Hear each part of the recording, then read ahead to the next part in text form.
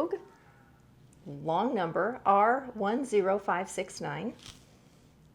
It has a nice little handkerchief hem. It's a pullover dress, soft and drapey, does not have to be sewn in and knit. This is actually meant for a woven.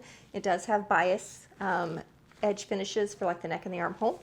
And just to start right off, I want to show you on the cutting directions here. I'm going to get as close as I can. If you look at these pattern pieces right here, you can see there's these little, they just look like little cubes at the bottom. Those are actually extensions for the pieces that are shown above. So the pattern piece, the piece that you're cutting is longer than the pattern paper they printed on. You will actually, let's make sure this shows up, there it is. You will actually cut that out and tape them together. So here's the layout. This is how they do it. These interesting drapey pieces on the side are cut on the bias, and the center front and center back are cut on the straight lengthwise grain. So pretty straightforward cutting out. I don't know if I'm going to even show the laying out and cutting process. It's going to look exactly like this when I do it. You do need to be careful.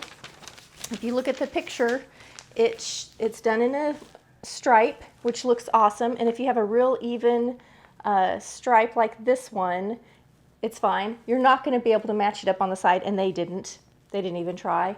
I chose, it is an uneven, sort of like a check. It's a soft crepe, and it isn't sheer. It's very, very, very, very, very, very, very drapey, so it's going to hang lovely. I'm so excited about this. So this takes a lot of fabric, close to 5 yards, and it has to be 60-inch wide. If you do not have 60-inch wide fabric, those bias pieces won't fit. So you need 60-inch wide fabric. It takes 4 1/4, it says, for the largest size. So we'll see how that goes. It does call for bias. And you can just buy plain, like this is black, I could just buy plain black bias. I may, because I'm already cutting pieces on the bias, I may just cut my own bias of the same thing. I just think that looks pretty. It's very, like if it flips a tiny bit, you can't tell because it's the same fabric. It won't be a solid piece. So I'm going to go ahead and pull out my pieces, get them cut out in the right size. I'm going to measure. I haven't sewn with a Vogue for a while. So, all right, on to that. And this is going to be so fast. I'm so excited. And I've been wearing my linen dress like crazy. So love my dresses. Okay, back in the basement where my cutting table is. And I just want to talk to you a little bit as I'm pinning this together about working with bias. This panel, this wide panel with the handkerchief hem, you cut 4 of them on the bias. I'm going to set it back here. And the other 2 are cut on the straight of grain, so let me pull them out, and they're very similar. Here is 2 bias pieces. Here's 2 bias pieces. Right, so when we're working with the bias, there's a couple things that you have to think about. And one of them is bias stretches a lot. So when you have finished a garment that has bias on it, you don't hang it. You don't hang it in the closet. Even if it's something that would wrinkle, you fold it carefully and you lay it somewhere flat. If it hangs, it will stretch and your hem will become uneven. It's just a fact of life. So if you bought a beautiful bias cut anything, a gown, a blouse, whatever, and you've left it hanging and you notice your hem gets weird or it's like longer on one side than the other, that is 100% because the bias stretches with gravity. All right, so I just pulled off, this one's the front. So here's my back. Doesn't matter that much as far as these go. The side panels are the same whether you're working with the front or the back. So here's my back piece. Look how it's just long and straight. It's so long and straight it barely fit on my table. And actually the bias pieces did not. The table was not long and wide enough for them to fit on there. I had to do a little finagling to get that, to cut that out. So I'm just going to open up my back here. These are my bias strips that I cut for finishing my neckline and my arm side later. So here's my back piece, and then I'm going to take a pair. Here's one pair. And the way this is, show that, well, let me lay it down. I think it'll show better on the white. It's curved just like an underarm, just like an arm side would be. So this is going to sew on like this. So the long end goes there, and then the short end is under the arm. So we're going to take one pair, and they're going to pin on like this. Now I will tell you, and I've said this lots of times, if you have a long thing to pin, if you start at one end and pin to the other, one piece is going to stretch. 100% this bias piece is going to stretch. So you have to kind of come at this with a more methodical way of doing it. So I'm going to start on this end. I'm in the basement. Normally it's super cool down here, but today it is warm. I am super warm. And actually it's already stretching. Can you see this? Can you see this extra fabric here? Already. It's stretching out. So I'm going to pull this, and I'm going to have to, when I sew this on, I'm not going to just serge this together. I'm going to go to the sewing machine and sew this with a straight stitch and then serge my seam allowance. I'm also not going to, a lot of people will serge around their pieces and then put them together. Do not do that on this sort of bias cut thing. You will end up with pieces that will not go back together. They will not be happy. So when you're pinning this little side seam, what should happen is right at the 5/8 inch mark, they should line up at the underarm, or it's sort of it's not quite a princess seam, but it's off to the side here. And I'm going to pin at each end. And I'm actually going to pin with my heads hanging off because I'm going to put the bias piece on the bottom so the feed dogs can help ease it back in. If you have a machine, my machine actually has a little extra foot on it that helps ease in or helps keep fabrics from stretching and moving. So look at all this excess that I already have. This is already beginning to stretch, and all I have done was move it off the table and back. And of course that's partly because this is such soft fabric, but this is what I do. I literally just barely move it, and it's crazy, but it will start. It doesn't seem like it should work, but it does. You don't want to pull. You want to use gentle little whiskery fingers. And look at that, it's going in. Because I had a good 4 inches just a second ago. Now, when I go to transfer this, I'm not going to hold it up and carry it flat, carry it hanging. I'm going to fold it on itself and carry it folded. I'm going to pin the front and the back with these little side panels, just like this. So I'll end up with a front with wings and a back with wings. That's kind of what it looks like. And then I go back and I put the front and the back together, and then I just sew the little side seam wings to each other, and I have a dress. So this literally is a one-day dress once you get through the cutting. And the cutting's not terrible. You do use a little bit of brain power because you're working with bias pieces, and you have to make sure you have your grain line straight and that sort of thing. The pattern directions are very helpful. They do a good job of explaining how to cut it out. So I would go with what they tell you. Don't need to do anything different. Make sure you have 60-inch wide fabric and that you have a soft and drapey fabric. It does not have to be knit. I'm putting lots of pins in this because I don't want it to move on me. So I'm going to pin both pieces and be at the sewing machines. I have my seams. They're almost princess seams sewn together on the front and the back. I've pinned together my shoulder. I have the front on top right now. So here's the shoulder seam pinned. And if you look closely, you can see here's our straight of grain. And because of how the pattern is, the design in the fabric, you can see the straight of grain is like a check going this direction, and the bias, the check is going on an angle. So it's really easy to see the shape. I've already pinned the one side seam. It's ready to go. This side seam is 100% bias. So when I go to sew this together, you just have to be really cautious that you don't stretch it under the machine. And I might use it's not a true walking foot, but it's an extra little foot that pulls in the center back that just helps keep your fabric straight and from shifting. So I may use that. I'm going to do a little practice with it first on this weight of fabric, but I'm almost done with the dress. So I'm going to go ahead and do both side seams. I've serged my seam allowances, so it's sewn and serged, and I'm going to do the same with my shoulder seams. After that, we're going to apply bias, do the hem, and I will have a dress. I'm switching to my phone just for a minute for this quick little video. I want to show this little thing. It's an attachment on my machine that I can bring down, and it actually has, you can see this back here, it has a little extra finger that fits in the back of the foot of certain feet, and it pulls the fabric. What it does is it's like a feed dog on the top that matches the feed dogs on the bottom. And I just want to show you how nice it's sewing this bias seam. So when I should have used it for the whole thing, but I didn't think of it. So when I sewed this is my just this regular seam. It's hard to see, I know, black on black. And this is the bias side, and there was some play, there's some give, which I mentioned.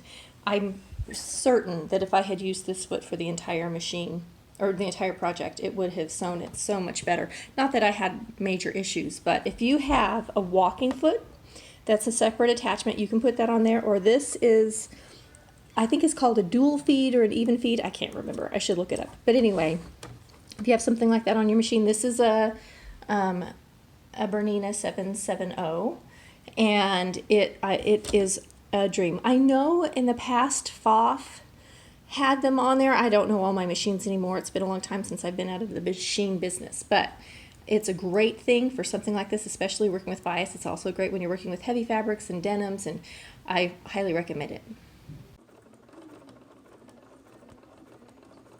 Try it on the dress. I like the fit fine. It's just a sack, but look at how long it is. It's too long. In the picture, it's maybe ballet length, I don't know, T length, and then the little points on the side, which are now on the floor, almost dust the floor.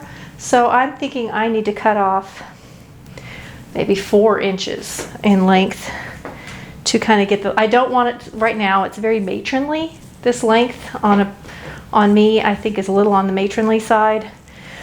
Okay, so I'm going to cut the hem off and hem it, and then I'm going to show you how to do the bias on the neck. I'm hemming.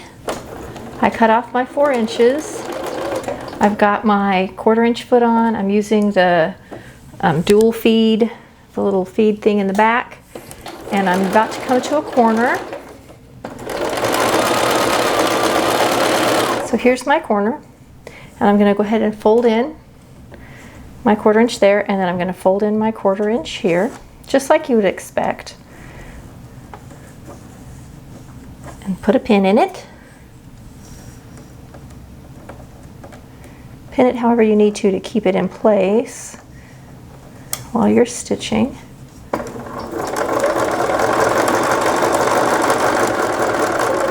And as I get close, I'm going to sink my needle so that I've caught, and I want to sew so that I have just a 1/4, so that I've got exactly my 1/4 inch. See, my needle was sunk a 1/4 inch from the edge, so that when I turn I still have a 1/4 inch, and now I can continue my hemming. I'm doing my bias binding. This is the neckline. I'm starting at the center back. I cut my own bias. You could buy the bias binding that the pattern calls for. I think it says single fold 1/2 inch, and if you were going to cut your own, if you want to match it exactly to your dress, that you need to cut about 1 inch to 1 1/4 inches to get the same effect out of your fabric. I'm sewing this on with a 1/4 inch seam allowance, and I have folded under my raw edge back here. So all I'm doing is just going around carefully. You can pin this on first if you want to. I just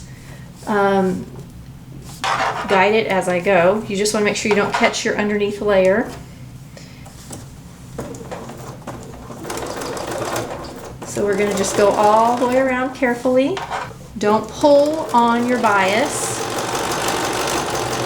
And I'm using my little feed finger in the back of my machine there. Make sure your shoulder seams are either pressed open, or if you've sewn them together, if you've done a French seam or a serge seam, then they will press to the back like this. I'm going to just pull this around. So there you can see the shape of my neckline. So I'm going to get close to this. And then as I go, I'm going to sink my needle, and that allows me to shift carefully as I go.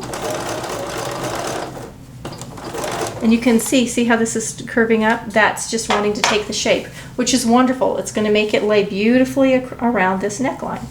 Now this is a neckline, so you don't want to pull the neckline or your bias when you're sewing. And I'm just going to keep going around at 1/4 inch.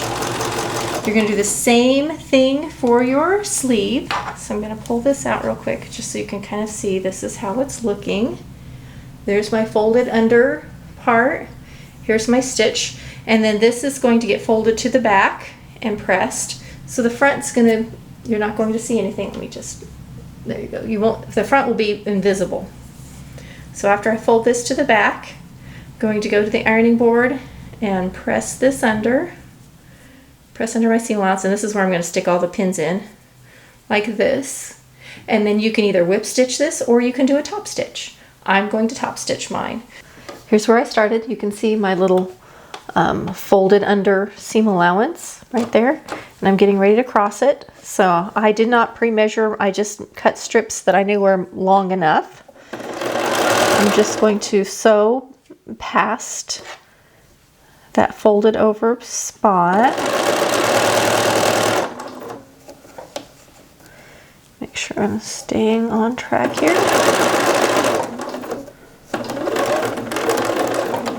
Do a little back stitch. All right, I'm going to pull it out. Turn that off. So here's where I started. Fold it over, and then this is where I've crossed it. And now I'm going to just trim off this excess. Like that. Okay, so this is what it looks like. This is the right side of the garment. All of this is going to get folded to the wrong side like this. And because I folded where I started, when I flip to the back, that's a finished edge now. I'm going to go ahead and give you a little close-up of my corners where I did the hemming. So I have not pressed anything yet. Here's my hem from the right side. Here's my hem from the wrong side. And the little corner tips. This is what it looks like from the right side. Can you see? It's exactly 1/4 inch away. I sunk my needle and turned up. I know it's hard to see because it's on black. And that's the wrong side.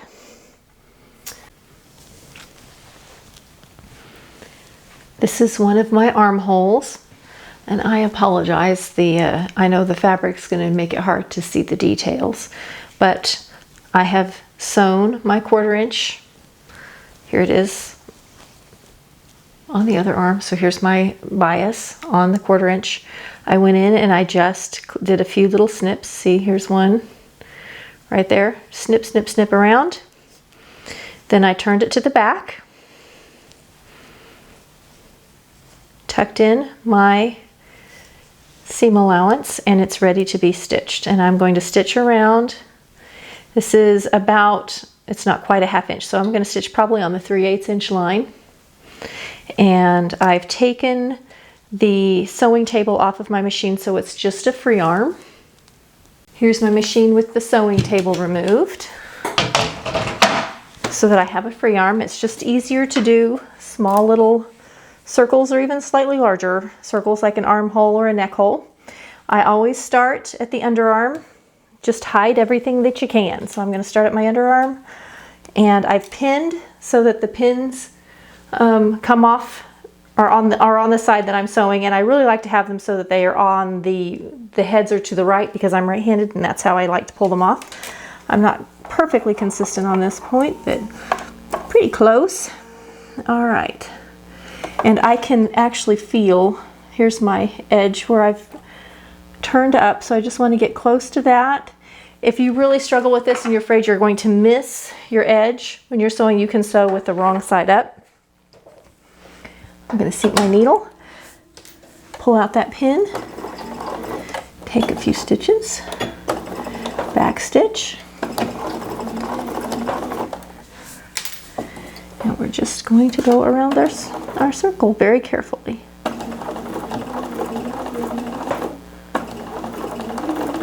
Now I'm sewing with a very soft drapey crepe, and you can see I'm getting a little bit of movement in my fabric.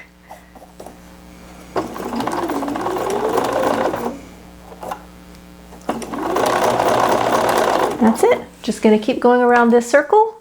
I'll show you the completed armholes and neck holes in just a minute. Okay, I'm up real close, but I want to show you the inside of the neckline. So here's the bias. This is the same on the sleeve, and this is what it looks like on.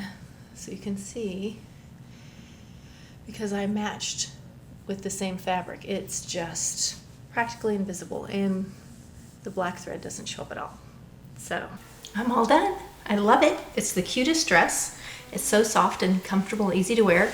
I will tell you, I cut off 4 inches. I'm 5'5", so that kind of lets you know how long it was. As I showed earlier,